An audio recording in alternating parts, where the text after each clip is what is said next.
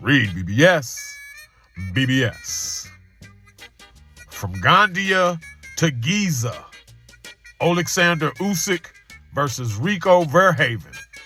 Broadcast live on DAZN pay-per-view from Egypt. Usyk, undefeated, former undisputed cruiserweight champion of the world, reigning heavyweight champion of the world. He's also undisputed heavyweight champion, but the sanctioning bodies keep stripping him for various reasons.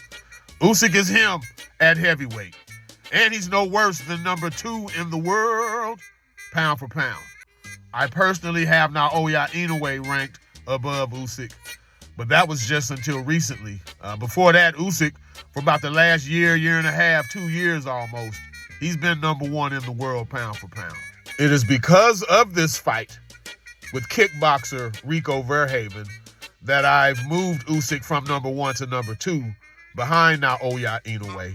My dude, my bruh, my Tomodachi, Naoya Inoue, who of course just recently beat Junto Nakatani, who's also a pound-for-pound boxer. Getting back to topic, RICO VERHOEVEN, I don't know anything about him. I had never heard his name until he signed for this boxing match with OLEKSANDR USYK. VERHOEVEN is known as the Prince of Kickboxing, the King of Kickboxing.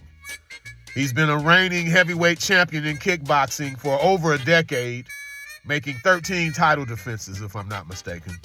He's also 1-0 as a boxer and 1-0 as a mixed martial artist. Big dude, tree trunk ass legs. From MMA, he's got like a lower body similar to Mirko Cro Cop. Real thick thighs and calves and shit. You can look at him and tell it would not feel good to be kicked by this motherfucker. Which is something Usyk won't have to worry about as they're fighting under boxing rules. Although I'm hoping at least once or twice VERHOEVEN throws like a spinning heel kick from a safe distance just to kind of keep Usyk on his toes. I think that would be a cool touch. Of course, if it landed, he would be DQ'd. VERHOEVEN's a bigger man than Usyk. Stone-faced dude. Like he's got a real good poker face.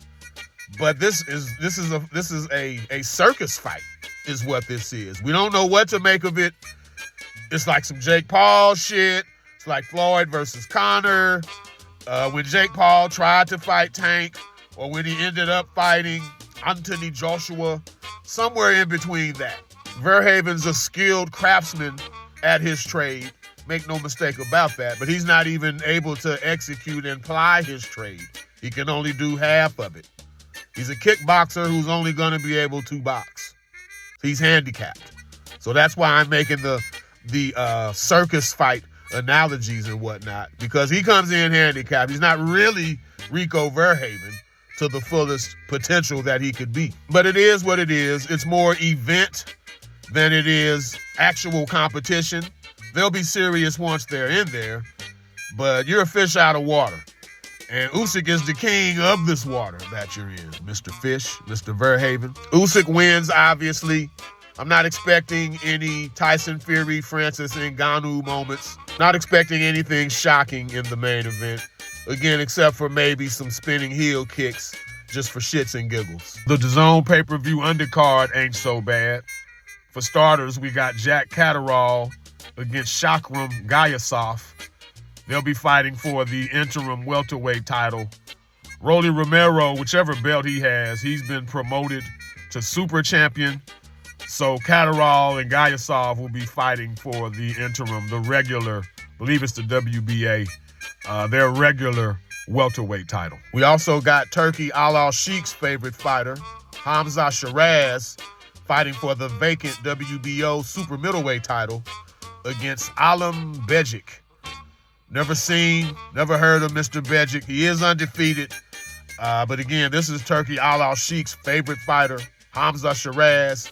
So I think that they're setting him up nicely to become a champion, which is something Turki Al-Sheikh definitely wants. He wants one of his people, one of his countrymen, as a world champion sooner rather than later. Hamzah SHERAZZ is gonna whoop your ass. We also got Richard Torrez, former U.S. Olympian, against Frank Sanchez. This bout has been delayed a time or two, so I'm hoping it finally comes to fruition.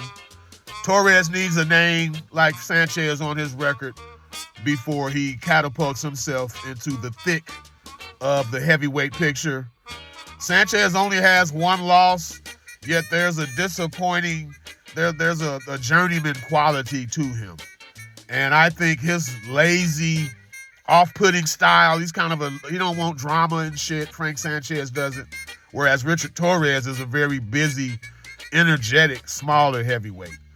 So I think he'll keep Sanchez performing at such a speed where Sanchez will find a way out. I don't like this fight for Sanchez at all. But again, Torrez needs a name as such to help push him up, to help legitimize him before he starts to take on legitimate heavyweight competition. The card itself starts at like 10 a.m. The Zone pay-per-view, again, broadcast from Egypt. 10 a.m. Not sure if I'm getting the pay-per-view. Depending on how the event goes, we'll lace you up with a post-fight video. REED-BBS, BBS. Blackbird Sugar. Bachelor's in Boxing Studies. Television. Fred Sanford of the Fistic Arts. When all is said and done, there's nothing left to say or do.